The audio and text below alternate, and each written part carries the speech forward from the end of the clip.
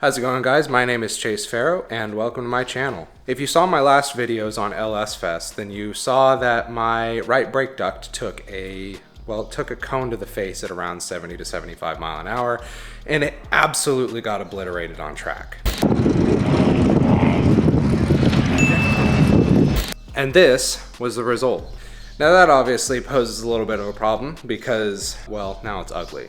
Now, I wasn't originally going to do a video replacing these because it's not a terribly complicated job, and I don't think it's probably a terribly interesting one either. But I haven't really seen a whole lot of like real good quality videos out there basically illustrating like how this is done. So while I'm not setting out to be a how-to channel, in fact, that's exactly not what I want to do, I did figure I could throw together a short video showing you guys basically the process of taking these off, putting new ones on, swapping them out. So this is going to be a short video, but hopefully, maybe you'll get some useful information out of it. So let's go ahead and get started.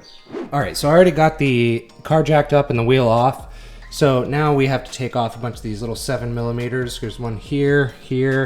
I'm not sure if that one needs to come off. One right there. I think one right there. Yeah, one right there. Back here. And I think there's also one on the underside of the rocker panel over here. You can get a little camouflage because of the years of brake dust and dirt in here. But yeah, I think that's it. So I'm gonna go ahead and get these taken off real quick.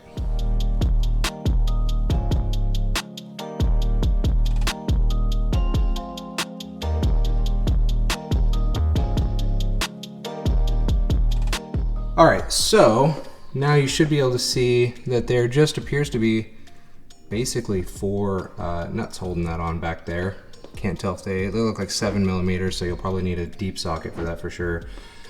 But once that is released, then the brake duct should come right out. Now, I'm not really gonna be able to film this part very well because there's nowhere really for me to put my camera, but you see them. You'll find them when you do yours. So I'm gonna get this popped out and we'll get the new one in. So it looks like this one, the one that's back here, is going to require an open end because there's just not enough space for me to get a deep socket in there. So I'm gonna take the 8mm and get that loosened up. All right, there you have it. A giant hole in the rocker panel. So now I'm gonna go ahead and get the new one tossed in. There we go, like a glove. Oh, you know what I'm gonna do real quick? I'm gonna take this opportunity to clean this. I'm not gonna press very hard because I don't wanna scratch all this up. Oh, look at that, gross.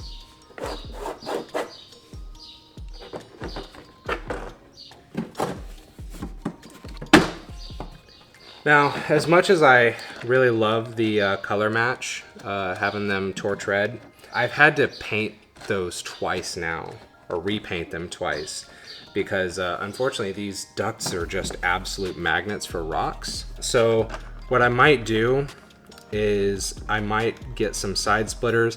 I have some side splitters sitting on the wall over there. They're from that Extreme Online Store place. I was gonna do a video on those basically, so like, I bought these so you don't have to. And to be perfectly honest, I didn't even end up putting them on because they're so thin. They would be gone within 2 entries/exits of my driveway.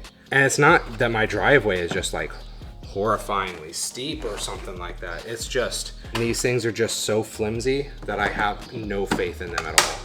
What I might do is I might find a different side splitter solution.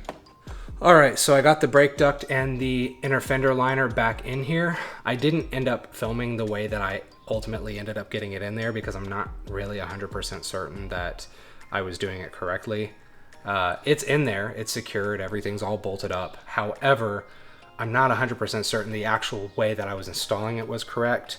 I really was having to contort this guy in order to get it to fit under the rocker. I was really fighting with the brake duct, and I didn't want you guys to try to do it the way that I was doing it and then break your inner fender liner, because then I'd feel like a jerk, and I don't want to be responsible for that. I have seen one guy in one of the forums and then one guy on a video uninstalled it and reinstalled it with basically all in one here where he didn't separate them. However, I don't know that that actually works. At least it wasn't working for me, because when I tried to do that, it would go in just like this and I could bolt it up and everything was good. However, the end of the actual brake duct slides over the end of the cove on the inside here. And when I tried to put it in all in, like basically all together, there was no way for me to get that brake duct to actually slide over the end. And so it was like offset to the side.